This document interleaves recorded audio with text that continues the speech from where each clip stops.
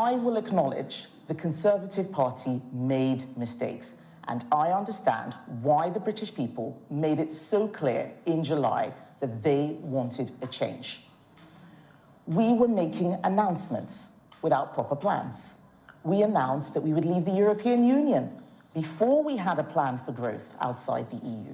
Conservative Party leader Kemi Badenoch admitting the previous Conservative government made mistakes on Brexit, and more specifically leaving the European Union without a plan for growth outside it.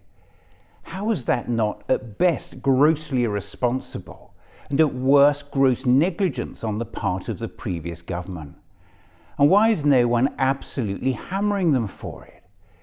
Here is former Conservative Home Secretary, Vote Leave advocate and now Shadow Foreign Secretary Priti Patel agreeing with the opposition leader's statement. So in terms of long-term sustainable proposals, Kemi is right to recognise that clearly, wider plans needed to be put in place. Let's not forget the Governor of the Bank of England has recently warned that Brexit has undermined the UK's economy. I take no position on Brexit per se, and that's very important. But I do have to point out consequences. The changing trading relationship with the EU has weighed on the level of potential supply. The impact on trade seems to be more in goods than services, which I don't think is particularly surprising.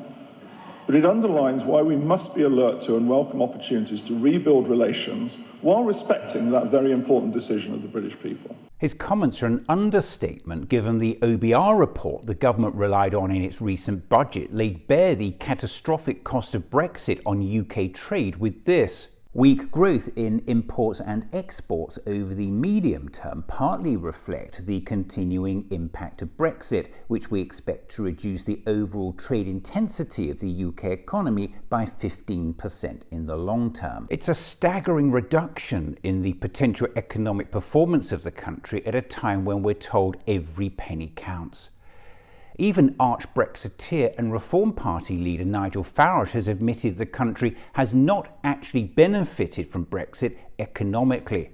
Don't just take my word for that. What I do Based on all that? But what I do think is we haven't actually benefited from Brexit economically. So again, if as Badenoch now admits, we were making announcements without proper plans.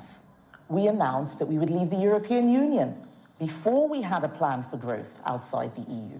and given the largest factor by far stopping UK economic growth is Brexit, how is leaving the European Union without a plan for growth outside it, at best not grossly irresponsible, and worst, gross negligence on the part of the previous government? And even worse, it's made every one of us poorer. So with even the Conservative Party now admitting it made a balls up of Brexit, surely now is the time for the new government to grasp the nettle and have an honest and open discussion about the catastrophic damage it's inflicted on the economy.